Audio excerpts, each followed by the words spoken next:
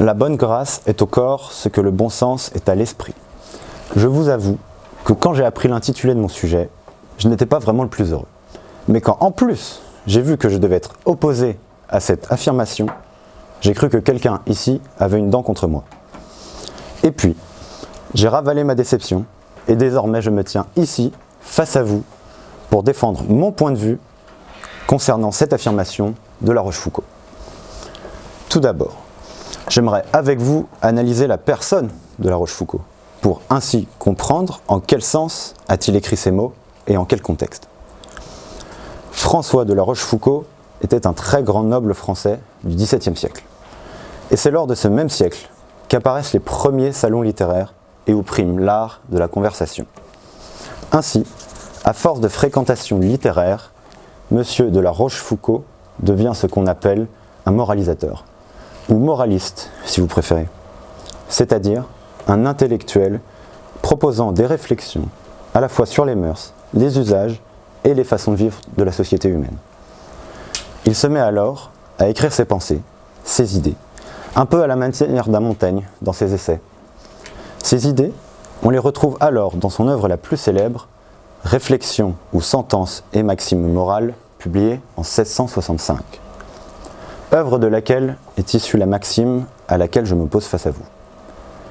Aujourd'hui, le dictionnaire définit la maxime comme une formule résumant un principe de morale, une règle de conduite ou un jugement d'ordre général.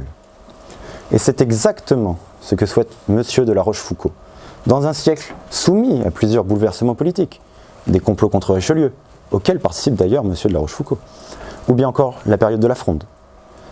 Va alors s'exprimer le désir d'un nouvel art de vivre, d'une nouvelle société.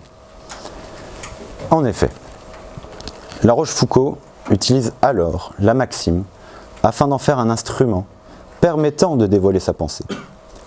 Et il propose, face aux valeurs aristocratiques rendues obsolètes par les événements, un nouvel art de vivre, une nouvelle société, qu'il pense fondée sur l'honnêteté et un nouvel idéal qu'est le développement et le perfectionnement de l'esprit ainsi que de l'esthétique physique.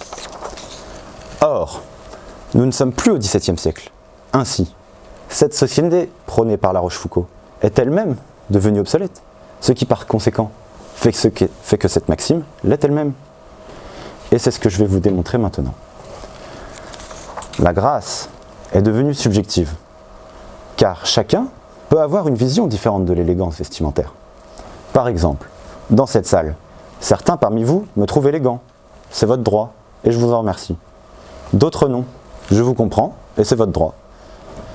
La grâce est donc l'opposé du bon sens, qui lui est commun à tous les hommes d'une même société. Vous ne pouvez quand même pas nier que devant vous, je fais preuve de bon sens en m'opposant à cette affirmation. À travers cette phrase, Monsieur de La Rochefoucauld suppose donc que la grâce du corps et le bon sens de l'esprit sont des concepts équivalents. Cela pourrait suggérer que l'apparence physique et l'intelligence intellectuelle sont des qualités équivalentes ou comparables. Mais cela ne pourrait pas être plus éloigné de la vérité. La bonne grâce, au sens premier du terme, veut dire être bienveillant, bienfaisant. Elle peut être interprétée également comme l'élégance, l'harmonie et l'équilibre dans les mouvements du corps. Cela va inclure la posture et la fluidité des mouvements. Néanmoins, il ne vous aura pas échappé qu'ici son utilisation est essentiellement liée à son sens physique. La bonne grâce est au corps. Quant au bon sens, il peut être compris comme la capacité à raisonner, à juger et à agir de manière sensée en toute situation. Dès lors, je vous demande, où est la similitude entre ces deux concepts ? C'est simple, il n'y en a pas. La comparaison n'a pas lieu d'être. Il faut donc s'intéresser aux conséquences qu'a cette maxime pour notre société. Et notamment le fait qu'elle souligne l'importance de la beauté physique, de l'apparence, donc de la grâce physique dans la société. Cependant, je pense que cette maxime présente des conséquences négatives qui doivent être examinées de plus près. La Rochefoucauld n'a pensé cette phrase que pour des aristocrates, étant, de par leur éducation, dotés et de la grâce physique, ils avaient les codes de l'élégance, et du bon sens, car eux seuls pouvaient se permettre d'accéder aux connaissances permettant d'acquérir ce dit bon sens intellectuel. Or, aujourd'hui, cette société est différente.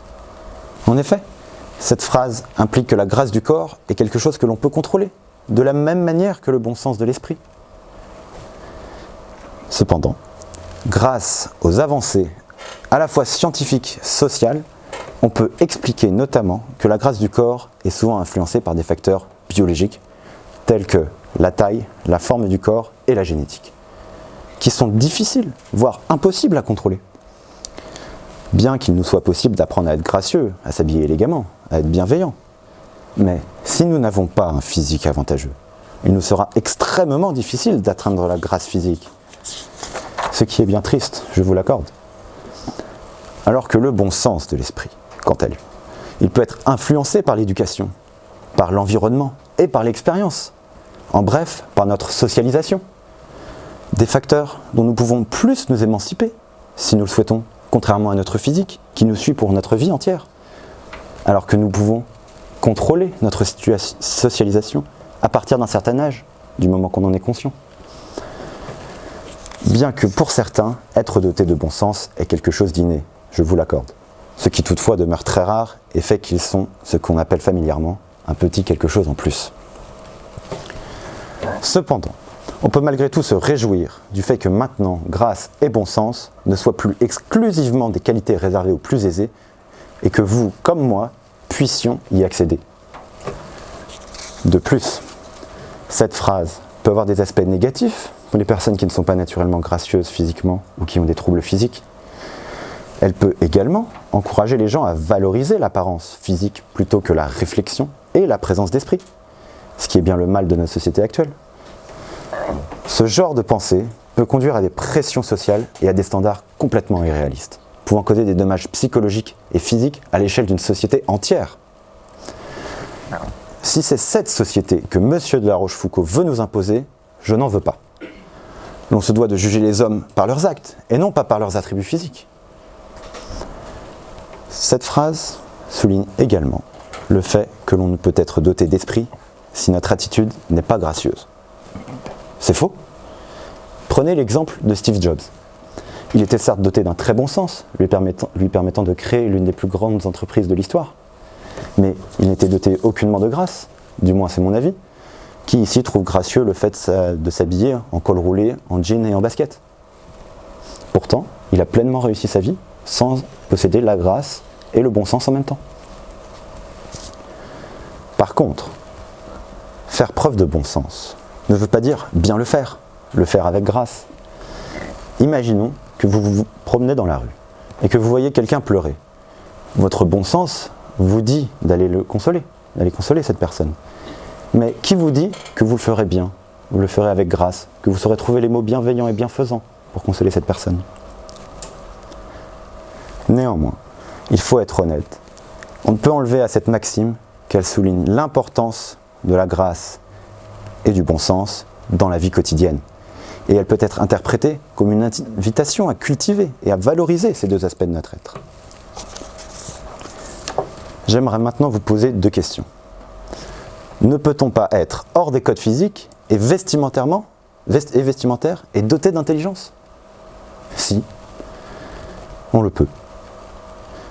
Ne peut-on pas être étranger au bon sens, mais physiquement gracieux? On le peut également. Je conclurai sur cette phrase: le bon sens peut nous apprendre beaucoup de choses, mais il ne peut pas nous apprendre à être gracieux. La grâce est quelque chose qui vient du cœur, qui ne peut être enseigné, seulement ressenti et partagé. Marcel Proust.